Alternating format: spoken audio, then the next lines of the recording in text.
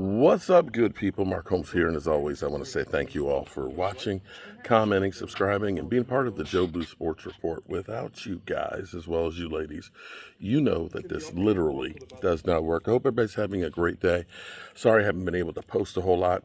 One thing I've learned about Vermont is I've never actually seen this on my cell phone before, where literally it looks like a do not enter sign. You get a circle with a line across.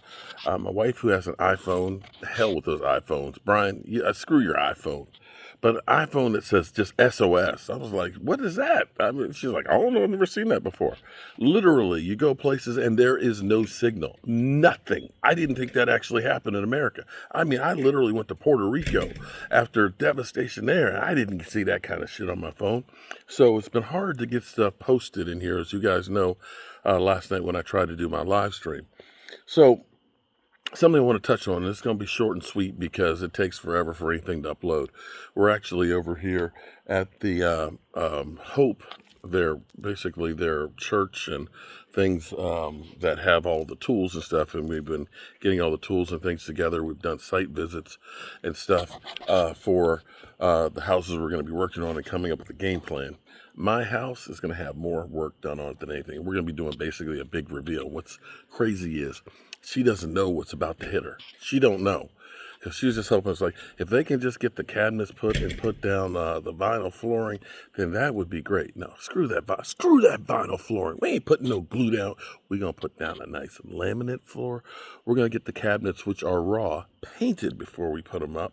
We're going to spackle the walls. She don't even know that we're going to paint the roof because the roof is kind of rusty. We're going to turn that house into extreme makeover. So check in later on my other channel on that.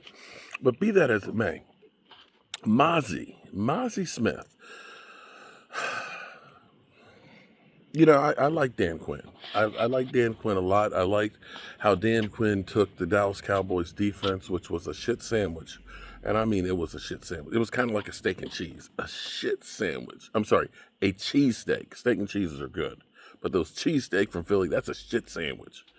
And that's kind of what, unfortunately, our defense was after 2020. And Dan Quinn had to come in here and try and do something with that.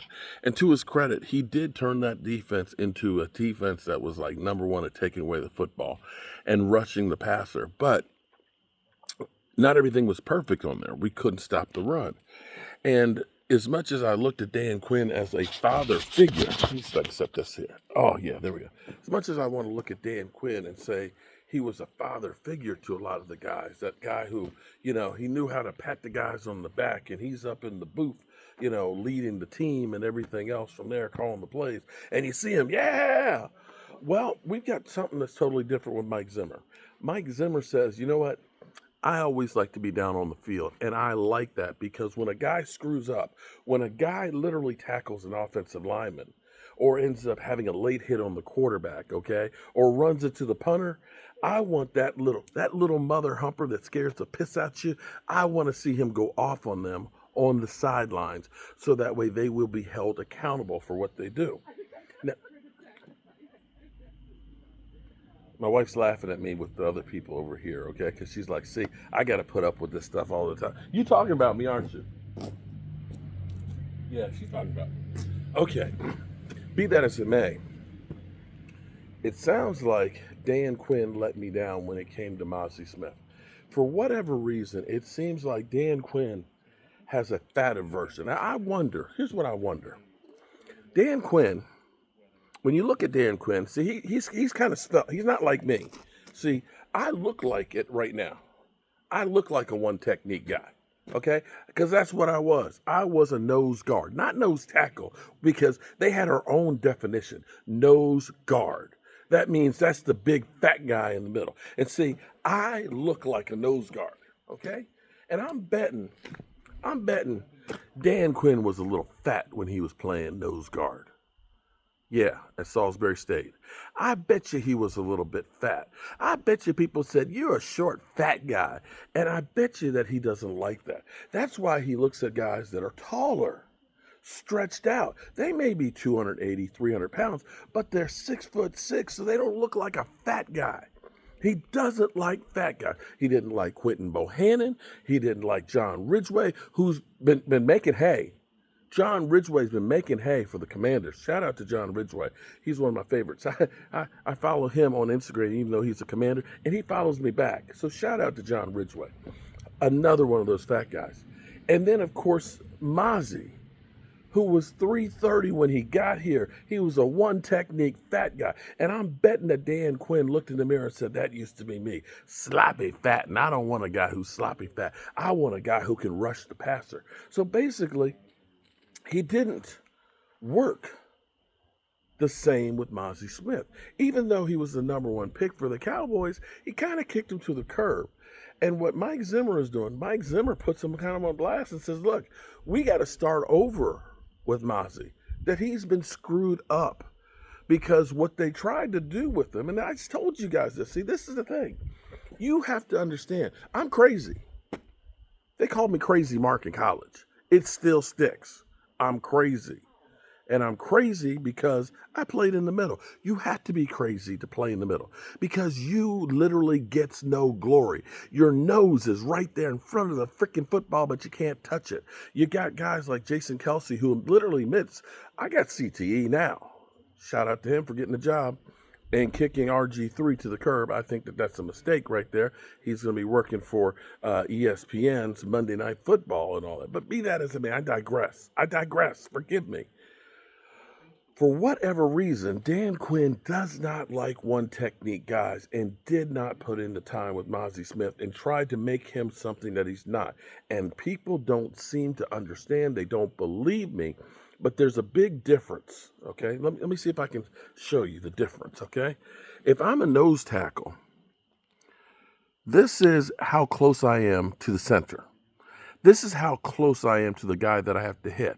When the ball snapped, my hands come out and automatic. I don't have to take a step. I don't have to take a step. My instinct is when that ball snapped is I'm grabbing you in the torso, okay? Because I'm a big fat man and I can do that, okay? Now that I got you, I can feel which way you're trying to take me. So if you're trying to push me this way, then that means the ball's coming over there. And so now I'm fighting pressure. I'm locking that big nasty arm out right here. I'm using that weight and I'm pushing you right there and I'm closing up the hole. That's my job. Now what can happen is that other guard comes in here and tries to hit you in the ear hole. Yeah, literally. I'm telling you, I've been hitting the ear hole a lot and it hurts. You get brain damage, you get concussions, okay? But that's what you have to do. When you're playing a 3 technique, guess what? Here's the difference. Okay. I'm right here. I'm this close to you when the ball is snapped. When I am a 3 technique, I'm this far away from the guy I have to hit. Now, in order to get to you, I have to take a step up and now get my hands on you. Do you see the difference? Do you see the difference? There's a big difference from being right here in a guy's face, ready to grab a hold of him, versus being here one step away from him, having to now take 2 steps and get a hold of him. And see, that's the problem with Mazi Smith was he didn't get the coaching that he needed as a 1 technique guy. They tried to teach him to be a 3 technique, and it's a totally set of different skills. And so you look at that, everybody's like, what is this guy doing? Is he crazy? Okay, no, this is okay. This is what I do. I try and teach and I educate. And that's the problem that you have with Mazi. Dan Quinn failed Mazi Smith. And Mike Zimmer kind of put him on blast. All right, good people, that's actually longer than I thought, so it's going to probably take 3 hours to upload. So by the time you see it, I'll probably be back at the hotel and had dinner and are ready for bed. But hey, you do what you can do, how you do it. All right, good people, peace out.